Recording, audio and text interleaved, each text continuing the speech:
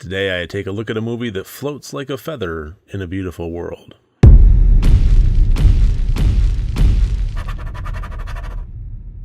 Hello and welcome to Rotted Review of the Day, and today I am taking a look at the 2014 movie Creep.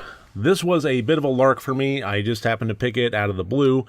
Come to find out, it's the first of a planned trilogy. The second is already out, and based on what I thought of this one, I am looking forward to watching the rest. This was an interesting movie for me that had a very masterful grasp on suspense and tension, while also at the same time not doing a whole lot from a storytelling point of view. So it was kind of an interesting dynamic that I thought actually wound up working pretty well. To get into more details of this movie and what I thought of it, let's get into the categories. As always, 4 different categories, each one worth up to 25 points for a total possible score of 100 points. And the plot of this one, I gave a 15 out of 25. This had a fairly simplistic concept. You had the character of Aaron that was who is an amateur videographer and answers an ad for $1,000 to follow the subject around and film for a day. Really has no other information other than that, and he goes out and meets up with his subject of Joseph. And Joseph explains that he's married and so on, and his wife is expecting, and that he has been diagnosed with a terminal illness. And akin to a Michael Keaton movie, he kind of wants to have a video for his unborn child waiting in the wings that kind of detail, hey, this is who your papa is, just a day in the life of. So he hires Aaron to follow him around, and things start unraveling a bit. Joseph, there's just a hint of oddness underneath the surface, and it starts coming out straight away. And it's that string that you pull, and you just keep pulling. More and more of Joseph's story starts getting a little suspect, starts unraveling a bit. His personality starts kind of cracking a bit, and Aaron starts to get into a place of discomfort. Especially as the day winds on. And the movie takes off from there. It has a very kind of cat and mouse kind of weird feel to it.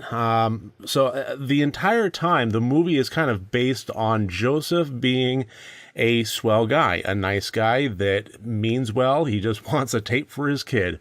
And all the little cracks that you see through there, are they actually there? Or is there something more sinister under the surface? If so, what is it?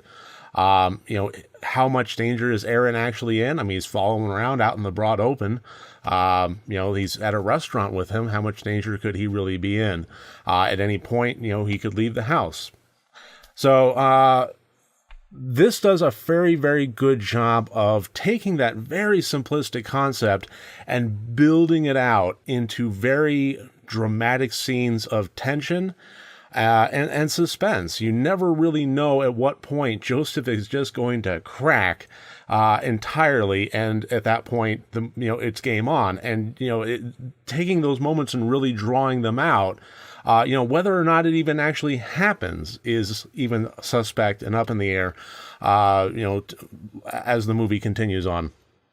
So one thing that really I found that, doing research after the fact, apparently this movie was very, very sparsely written, had a very basic outline of very basic plot points that they wanted to cover, and they left the rest up to improvisation and dialogue. So a lot of the interaction that wound up happening from a plot standpoint, it's difficult to credit the writing of the dialogue, which I actually liked. A lot of it felt very, very natural, and I think that has a lot to do with the credit going to the actors for having strong improv skills. But for, judging that on a written plot, that becomes a little bit more difficult. Suffice it to say, the beats that it did hit within the storyline, as limited as it was, I really liked.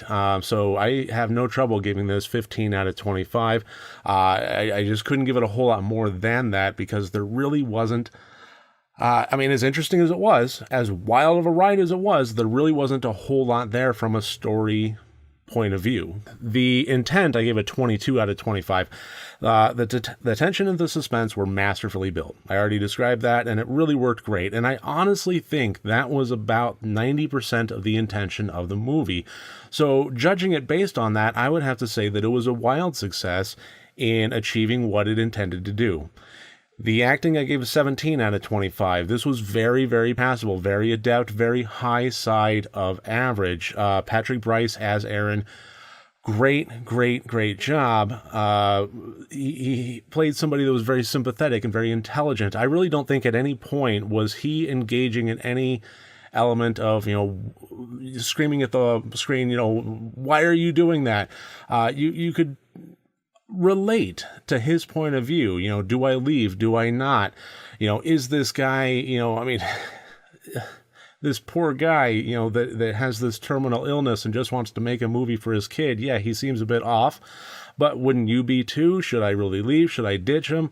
Is my safety in danger? And at what point, do I cross that threshold? He really brought that level of uncertainty and sympathy to the character, and I really like that. But the absolute standout was Mark Duplass as Joseph, selling the multiple sides that the character encapsulated, all the different layers that were there, and how much of which layer was peeking out of the whatever surface layer he was allowing to.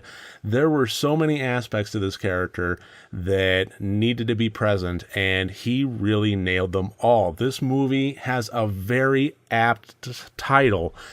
The only real way that I can describe how well this was played off, it would be to just constantly hammer home the adjective of creepy. And his character and his performance of Joseph really made that possible. At all turns, in some ways seemingly benign, there was just creepiness all around, and Joseph was the character that really brought that home, and Mark Duplass was the actor that brought that to the character. So major kudos on that one. The technical, I gave a 16 out of 25. There really wasn't a whole lot to comment on from a technical standpoint. This really didn't put its neck out there with any kind of real effects or any masterful camera work or anything like that. This was a point of view kind of shot movie. So there really wasn't a whole lot of, designer angles that they could really go for. But regardless, the biggest player in this one was the editing. When we're talking about tension and suspense, a lot of that comes down to the editing and the timing of cuts. And this did a really great job of knowing when to cut from one scene to another and when to really draw it out without ever going so overboard that I ever once felt bored with any particular scene. So it knew how to keep the tempo up while also drawing out that suspense into what was ultimately an hour and 17 long, pretty short movie. I think the technical, as far as the editing goes, was very well done. So 16 out of 25, which gives us a total of 70 out of 100 points. This was a very simple but very great ride that I was happy to step onto, and I would absolutely recommend it to anybody. It's very uncomfortable, but it's also just a wild, suspenseful thriller. And based on that, I really can't wait to see the second one. I will be reviewing it here. I don't know when the third one will be out. I'll be keeping an eye out for it, though. So that should about do it. That's my review of 2014's Creep. I really thank you for joining me here today. Look forward to seeing you tomorrow. And remember, next time you want to watch a horror movie, first make sure that it's good and rotted.